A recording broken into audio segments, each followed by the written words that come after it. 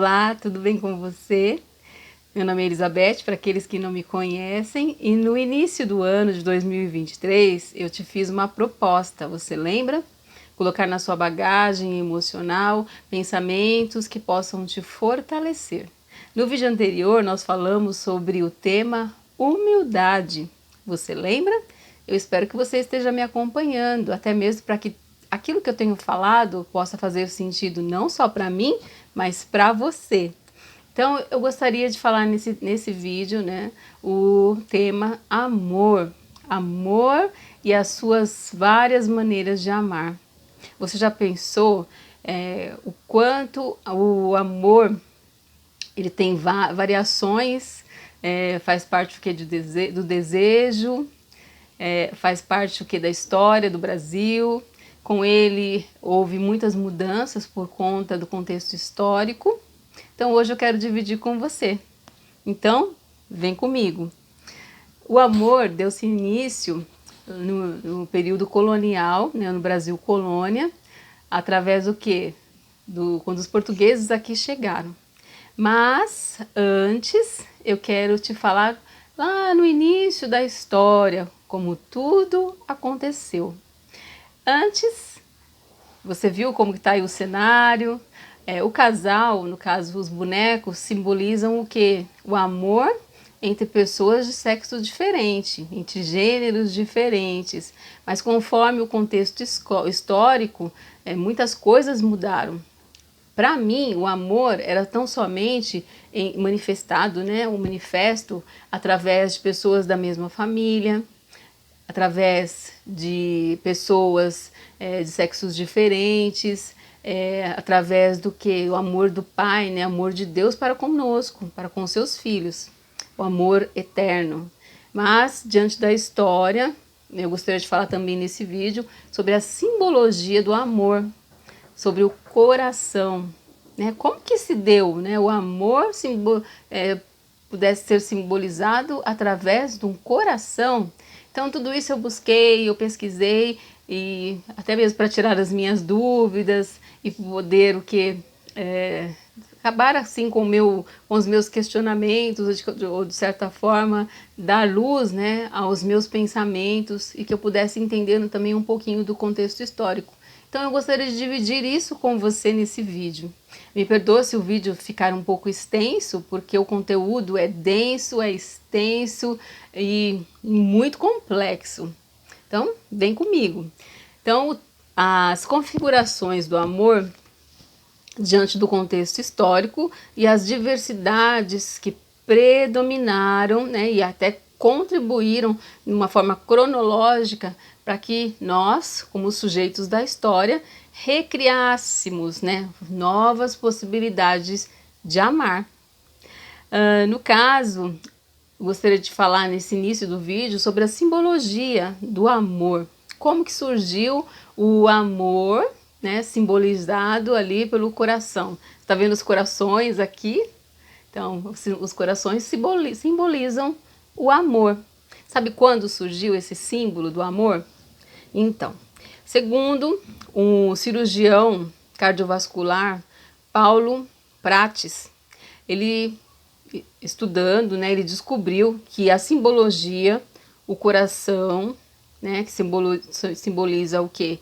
O amor, ela foi criada com a finalidade de representar o quê? A imortalidade, o poder, né, que se tornou o quê? Um símbolo universal, o coração. Todos os países consideram o amor, né, através do símbolo do coração. O coração, no caso, ele vem do grego e do latim também, como cor. E aí, segundo alguns historiadores, a representação mais antiga vem do México, datada de 1200 anos antes de Cristo. O coração, com seus três vasos, simboliza o amor por ser o primeiro órgão a ser formado no período embrionário. A história é bem densa. Então, para outras pessoas, o coração ele é um símbolo sexual. que é representado pelas nádegas em posição contrária, ou até mesmo a vulva, né, como um símbolo de representação do amor. O amor ele pode ser representado ou pode estar relacionado com a paixão, com aquele momento de sedução, com aquele período, sabe, de conquista, pelos amantes, pela cultura, pode ser o que? Um ato de liberdade, pode ser definido ou relacionado pelo sexo, pelo corpo, né? Pode ser um símbolo do romantismo, símbolo do matrimônio, da união conjugal, pode ser um símbolo de sexualidade ou sensualidade, pode estar relacionado à pornografia, prostituição, com o beijo, o pudor, o prazer, o desejo e entre outros, o amor pode estar relacionado ou pode ser simbolizado aí pelo coração. Com a influência, né, dos portugueses no período colonial e posteriormente ali pelos europeus, alguns costumes quanto à forma de amar foi alterado no Brasil. Então, a história ali no período da pré-colônia, mais ou menos no período de entre ali 1500 a 1530, o Brasil ele foi explorado. E aí após esse período, mais ou menos do período dentro aí de 1500 a 1882, 1822, né, o Brasil ele foi nesse período dominado ali pelos portugueses e a nossa cultura ela foi transformada ali pelos europeus. E o amor então ele surge nesse período. E o amor, né, traz ali consigo muitas doenças sexualmente transmissíveis e dentre elas a sífilis. A sífilis, ela é de origem para uns, que ainda é uma discussão entre os italianos, entre os franceses, mas o primeiro caso ocorreu ali no reinado do rei Carlos VIII, em 1495. Então, às vezes, no caso, a história pode ser confirmada que o primeiro caso ocorreu na França e chegou aqui ao Brasil. Então, a sífilis como uma doença sexualmente transmissível, no caso é uma doença venérea e com o seu codinome representado ali pela deusa romana do amor, Vênus. Foi muito difícil de ter tratada nesse período e a cura mesmo, né, dessa doença sexualmente transmissível que chegou aqui no Brasil. A cura ela se deu pelo Dr. Alexandre Fleming através da penicilina em 1945. Ó, quantos anos de sofrimento, aí no caso por conta das mudanças que ocorreram, né, por conta do contexto histórico e chegaram até aqui o Brasil. Então, o que aconteceu? Houve o primeiro caso aí de amor, que seria o que? O amor higienizado. A Igreja Católica, né, estabeleceu que para que houvesse um controle das doenças sexualmente transmissíveis e denominaram ali o amor higienizado. Então, o que significa esse amor, né, higienizado? A Igreja Católica passou aqui a influenciar nos relacionamentos entre homem e mulher, modelando a tarefa de fazer do casamento a base de sustentação para um projeto de higienização de maneira à renúncia da vida sexual. Para assim, né, evitar os excessos, como as vivências sexuais relacionadas à libertinagem ou até mesmo relacionadas a ninfomaníacas, que é o desejo sexual controlado, né, que está presente ali no gênero feminino. A ciência ela entra, né, no caso, para controlar as doenças sexualmente transmissíveis nessa época, porque no caso não havia tratamento. Ou no caso também não havia cura, porque as doenças elas foram entrando conforme houve uma mudança no contexto histórico e as pessoas começaram a entrar no Brasil. Vieram através dos navios, né, naquela época. Então o Estado depois, consequentemente, acabou influenciando para que houvesse, no caso, esse amor higienizado e a manutenção, né, devido que o contrato do casamento era o quê? Uma garantia de direitos e estabelecia também um jogo de poder. Então, houve aqui uma tríade, né, juntamente a Igreja Católica, junto com a ciência, junto com o Estado, para que houvesse o quê? Uma influência de maneira a controlar essas doenças sexualmente transmissíveis que ocorreram, né, nesse período, influenciando aí, no caso, ou introjetando aí na nossa cultura o amor higienizado através do contrato matrimonial.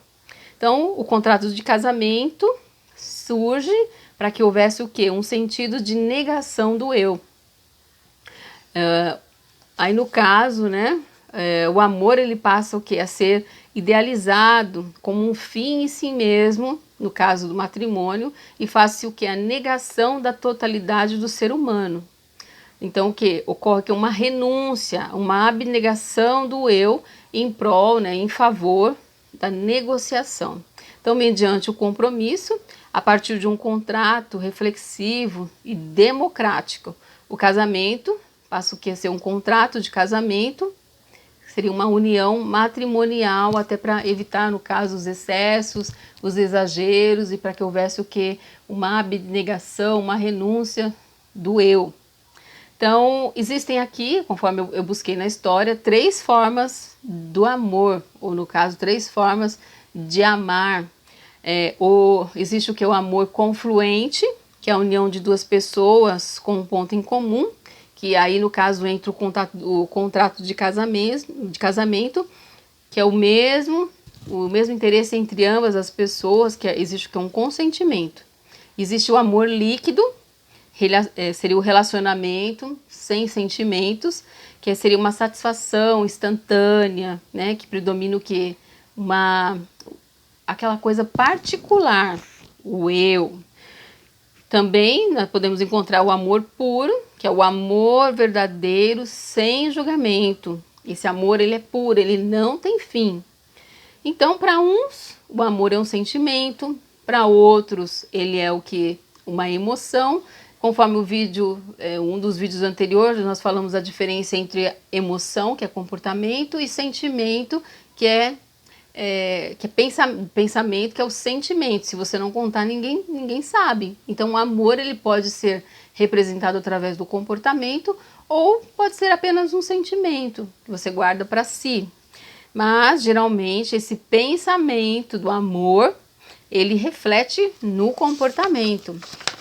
Então, quem ama dificilmente consegue guardar essa emoção para si. No caso, o amor ele tem as suas definições que vão além da consciência particular de cada um de nós. Existem pontos positivos. Na medida em que lançamos mão de julgamentos e passamos a refletir, o amor ele se aproxima para um estado assim de tranquilidade, traz paz. Então, existe o que? Uma satisfação na nossa consciência.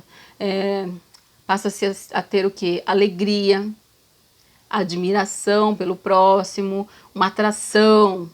Existe o que? Uma paixão, um desejo, uma solidariedade, uma cumplicidade. Então, existe o que? Várias formas de retribuir, ou no caso de demonstrar esse amor, seja em sentimento ou em comportamento, mas dificilmente as pessoas que têm esse sentimento do amor, dificilmente conseguem guardar para si.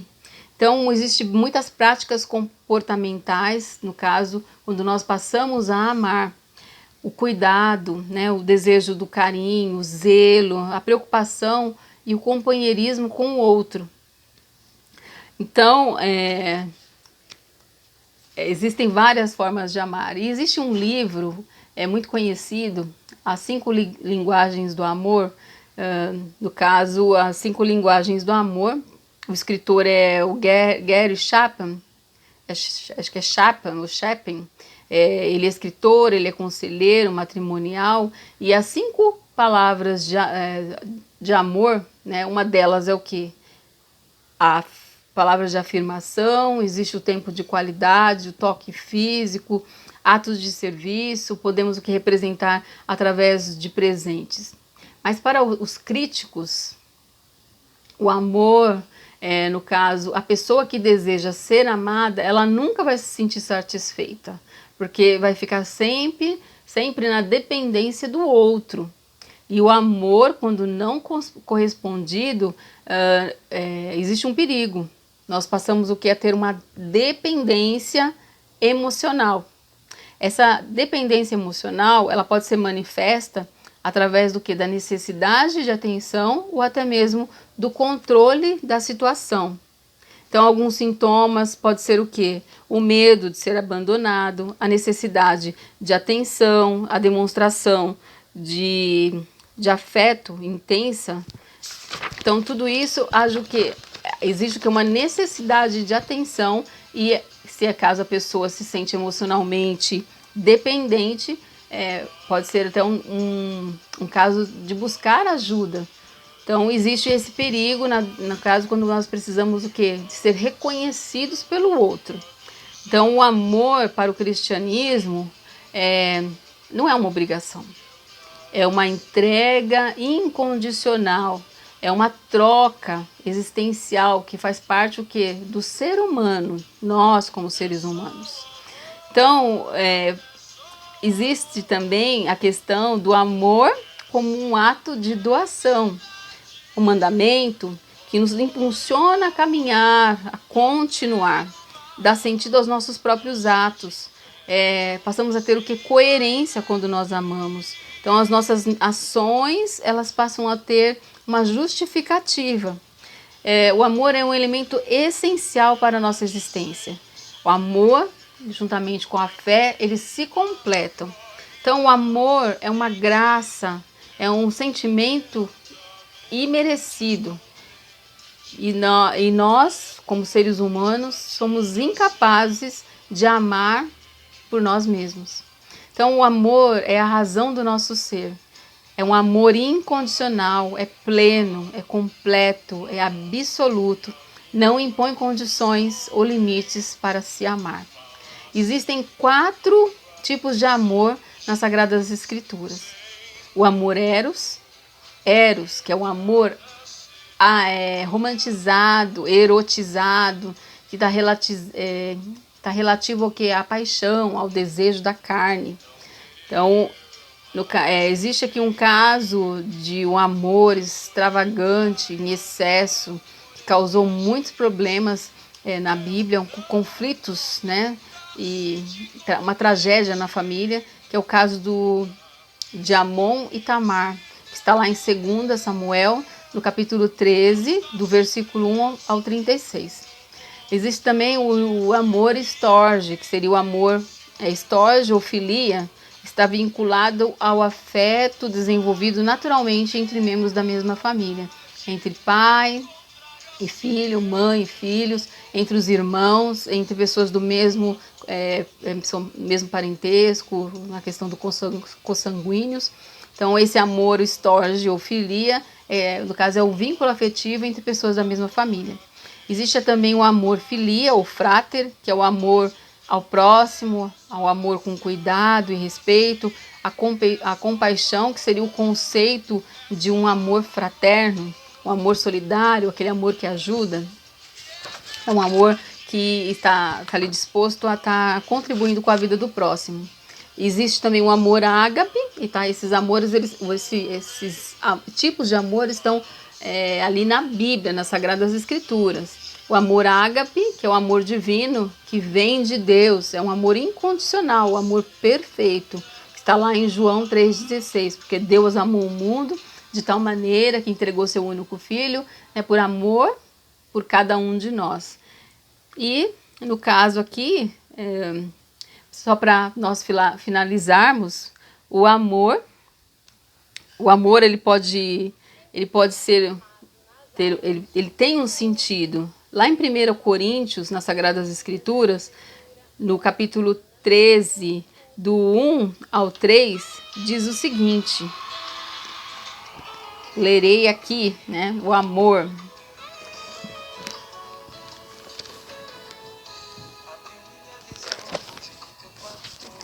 Em 1 Coríntios, no capítulo 13, no versículo 4, no versículo, desculpa, no capítulo 1 Coríntios 13, do versículo 1 ao 3, fala o seguinte: o amor,